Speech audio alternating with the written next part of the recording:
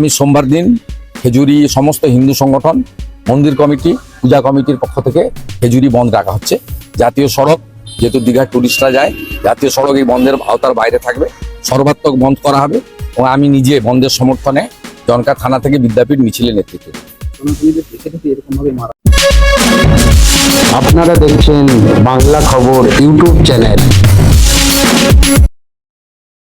খেজুরিতে অনুষ্ঠান দেখতে গিয়ে দুজনকে মারা যেতে হলো কেন, কি বললেন বিরোধী দলনেতা?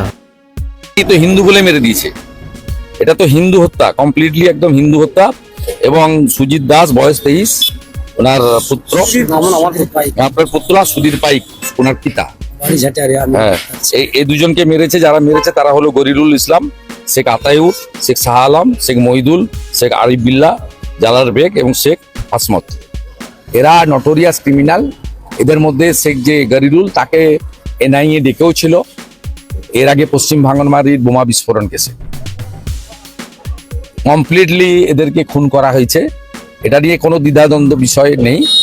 আমি ভোর 5:30টার সময় আমাদের পঞ্চায়েত সমিতির বিরোধী দলনেতা জেলা সম্পাদক পবিত্র দাসের সঙ্গে আমি 5:30-5:40 থেকে আমরা টাচে আছি এবং পরিবার আমার পাশে দাঁড়িয়ে আছে। পরিবারের পরিষ্কার মার্ডার কেস, এদেরকে যতক্ষণ না তুলছে কোনো এই বিষয়ে কম্প্রোমাইজের কোনো জায়গায় পরিবার নেই। এবং রাজ্য সরকারের হসপিটালে ময়নাতদন্ত হোক শুভেন্দু অধিকারী চান এবং বাড়ির লোকেরাও চান, কিন্তু আপত্তি আছে ময়নাতদন্তের যে ডাক্তারবাবু সেটা কিন্তু কেন্দ্রীয় কোনো হসপিটাল থেকে ডাক্তারবাবুকে নিয়ে আসতে হবে। কি বললেন শুনুন। এবং পরিবারের পক্ষ থেকে রাজ্য সরকারের হসপিটালে ময়না তদন্ততে আপত্তি নেই, কিন্তু স্বাস্থ্য দপ্তরকে বা সিওমইচকে স্বাস্থ্য দপ্তরের মাধ্যমে কেন্দ্রীয় হসপিটাল থেকে কোনো ডক্টরকে এনে পোস্টমর্টম করতে হবে, 1 নম্বর। দ্বিতীয় নম্বর হচ্ছে পরিবারের লোক যে আপনার বাবাকে দেখতে গিয়েছে, ছেড়া আছে, হ্যাঁ দাগ আছে। তো দেখুন একদম কমপ্লিটলি বাড়ির লোকদের বক্তব্য, এই হিন্দু বলে খুন করেছে, ছাড়া হবে না। বেলা 12টা থেকে খেজুরি জুড়ে বিক্ষোভ হবে 1 ঘন্টা, 12টা থেকে 2টো পর্যন্ত। এবং এটা হচ্ছে মানে এই যে গরিরুল হচ্ছে তৃণমূল কংগ্রেসের নেতা, সে জানে পুলিশ কিছু করবে না। ওরা এলাকা ছেড়ে পালিয়ে গেছে, পুলিশ সকাল থেকে হ্যাঁ সব পালিয়ে গেছে, মার্ডার করে দিয়ে পালিয়ে গেছে। গোটা এলাকায় মুসলিম গুন্ডাগুলো তৃণমূলের আশ্রিত সমস্ত এলাকা ছেড়ে পালিয়েছে। এবং বিরোধী দলনেতা শুভেন্দু অধিকারীর বরাবরেরই একটা ক্ষোভ থাকে পুলিশের বিরুদ্ধে। পুলিশ কি বলেছে এই মার্ডার নিয়ে সেটা তিনি নিজে মুখে বললেন, শুনুন। পুলিশ গল্প,